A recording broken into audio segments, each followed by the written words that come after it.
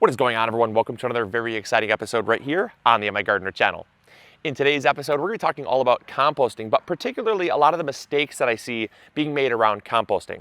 Now, the goal of this episode is not to make you beat yourself up or to, oh, how stupid of me, right? That's not the goal of today's episode. What I really like to do is to, rather than spoon feed you guys information, which isn't always wrong, I understand there's a time and a place for it. What I like to do sometimes is just kind of highlight some of the mistakes being made so that rather than kind of just give you the information and just kind of hope that you absorb it through osmosis, you can actually go out in the garden and say, oh, that's right, I did do that. Shoot. Well, now I know why my compost isn't working. And I love that because I think that a lot of people tend to learn that way through experience and kind of knowing what they did wrong rather than just being told what to do right. Now, before we get started, I wanted to outline something that I think is super important, and that is that you can never compost wrong.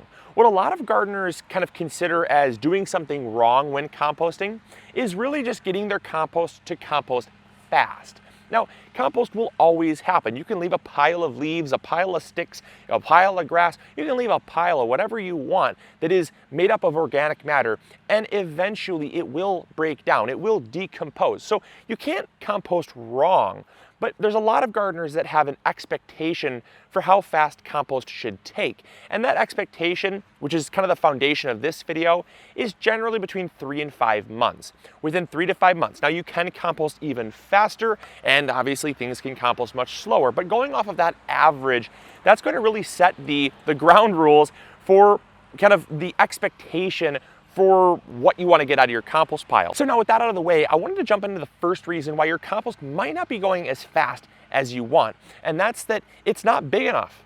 A lot of gardeners, when they first start out, think that just a small little pile is going to compost and that's going to be great. At the end of the day, when you're creating compost and you want to create compost fast, you need a lot of heat generated. The heat is generated through aerobic bacteria, right? Aerobics, right? Movement, that's what it kind of means. Bacteria that's moving. And they like oxygen. And those bacteria need lots of biomass. Biomass meaning the stuff that you have in your compost pile. If it's just a small little pile, it might generate some heat, but it's not going to generate nearly enough to actually grow the bacteria and have the bacteria consume all of the organic matter found in the compost pile. And so generally, the minimum size for a kind of an aerobic, fast composting compost pile is going to be about 3 by 3 by 3. So that's about 27 cubic feet. And that's going to give us enough biomass to really generate a lot of heat to get that compost process started.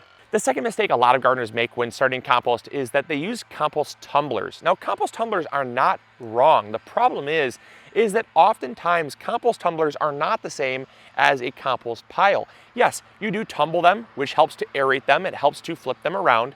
However, oftentimes what you find is that if they are too wet, they stay too wet because they don't dry out. They don't really have a whole lot of breathability, right? It's just a big barrel.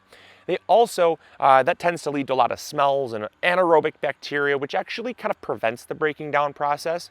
But also, compost tumblers are sometimes not big enough. And so if you don't have enough biomass to really kind of get that compost process going, they don't really work that well. And so a lot of gardeners use a compost tumbler in exchange for a compost pile, and you're really not going to get the same result. Unless, of course, you know exactly what you're doing, and then in that case, you can definitely have success with them. But that's a whole nother topic for a whole nother video because they're just not the same. It's not apples to apples. It's more like apples to oranges. The third mistake I see way too many gardeners making when starting a compost pile is they use too much of one thing. Now, again, I said you can't compost the wrong way, but if you're looking at getting a compost pile that actually heats up and composts within that kind of 3 to 5 month range, you want to make sure you're composting kind of a variety of things. If you only use, say, just grass clippings or just leaves or just food scraps, the singular nature of that compost pile doesn't really allow for the compost to break down as fast as it would had you added a good variety of food scraps and grass clippings, leaves, stuff from the garden, things like that. Because what you're doing is you're actually mixing up the texture and the particle size, which is going to help to kind of keep it loose. You're also making sure that there's enough moisture, but not too much moisture, right? If you just add just dead leaves, there's almost no moisture in them. And moisture is a critical component, as we'll talk about later, to actually getting things to compost. And so if you have just a big pile of dead, dry leaves, there's almost no moisture in it at all, so composting doesn't really happen, or it doesn't happen very fast. Whereas if you have just a big pile of mushy, wet, soggy food scraps like, fruit rinds and tomatoes and, bad fruits and vegetables and stuff that just went bad, if you just got a big pile of wet, sopping food scraps, it's going to go anaerobic. And that's because all that moisture tends to push out all the oxygen. And then all the aerobic, oxygen-loving bacteria that we want, they are gone. And it instead breeds anaerobic, which is oxygen-deprived bacteria. And that tends to become kind of sludgy and very slow. It still will break down, but it won't break down fast. So just, adding variety, right? Variety is the spice of life. And so having a variety of things in your compost pile will really make sure that it composts as fast as possible. Just kind of keep that in mind. Now, a second part to that always comes up is, well, what about the green and the brown material? What do I really go for in terms of a ratio? I've heard 60-40, I've heard 30-70, I've heard 50-50, right? At the end of the day, just aim for a variety. Now, there is an ideal target, but a lot of people get confused and overwhelmed by that, right? The ideal target is about 60% green and 40% brown. However, you really have a hard time knowing what's green and brown if you're just starting a compost pile. And so if you know how to identify green and brown and like what those two things mean, that's for another video. I don't want to bog you down with it, but just remember, just look for things that are, kind of green like leaves and green like grass clippings and brown like leaves, or brown like cardboard, shredded up cardboard and paper, or green like fruit rinds or plant material, right? It's fairly easy to identify, but basically the brown, I guess in short, the brown kind of shows you how much carbon is in your compost, and the green kind of indicates how much nitrogen is in the compost. And what you want is kind of an even balance of both nitrogen and carbon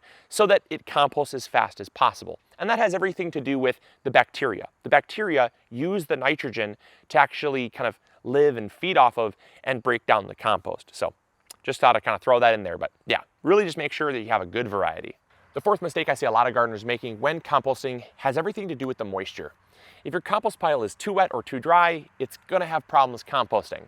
But I rarely see a compost pile that is too wet. It definitely can happen, but generally it's that it's too dry. Now, if it's too wet, it just means that you're watering it too frequently, or you're using too wet of materials, like I said, too many fruit rinds and stuff that's high moisture content.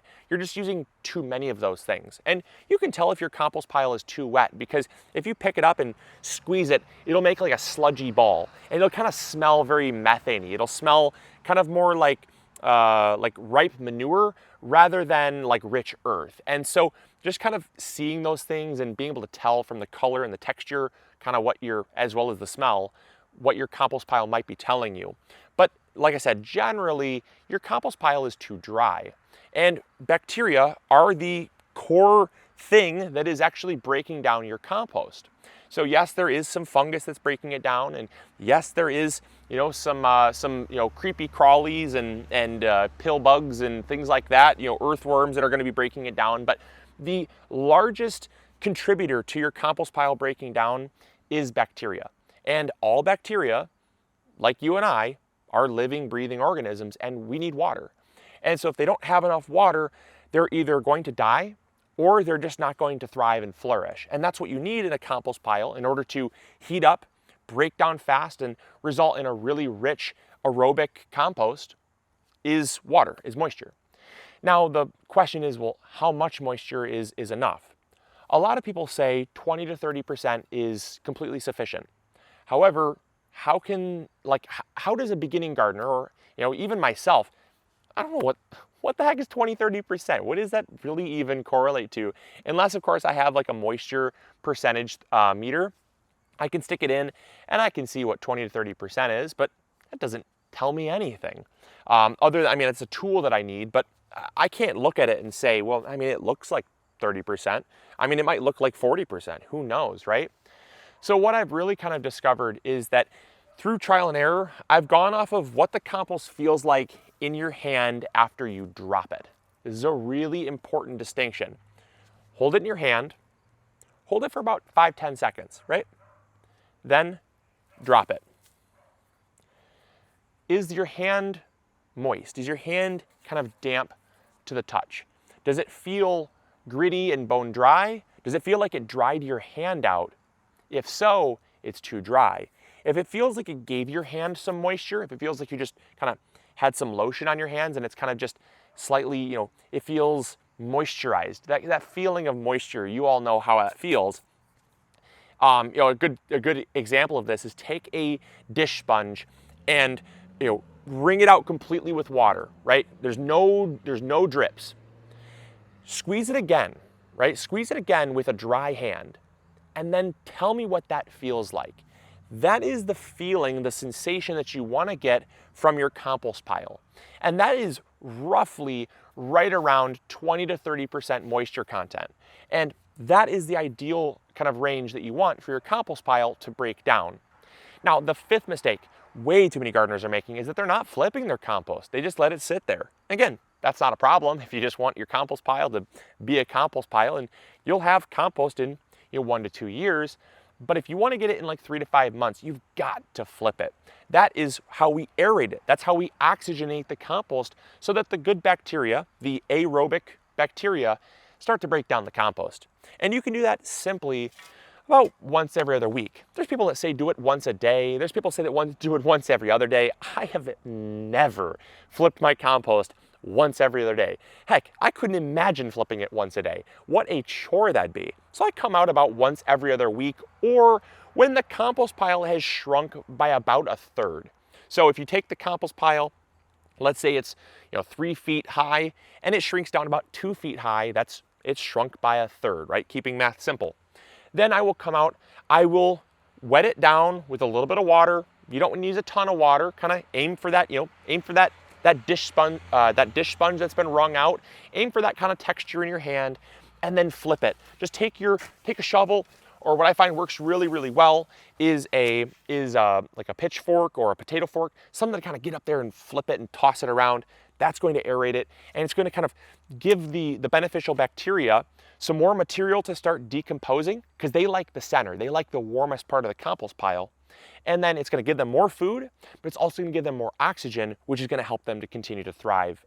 And the sixth mistake I see a lot of gardeners making, which is just kind of preventing the compost pile from being finished, is they're continually adding to it. This is, I think, even though it's the sixth mistake, I think it's probably like the first or second most common problem. And that's that when your compost pile starts to break down very fast, it's going to go through the bulk majority of that organic matter in like a month to a month and a half. If you follow up in 2 months with some fresh material and you just kind of toss it on top, and you do that like every day, you just toss a little bit on top and you toss a little bit on top, it's never really going to finish composting. And then what's going to happen is you'll reach what they call kind of a tipping point. There's a threshold that if it's more composted than not, the bacteria won't just kind of come back to life and compost the rest and say, all right, well, you threw some more food on.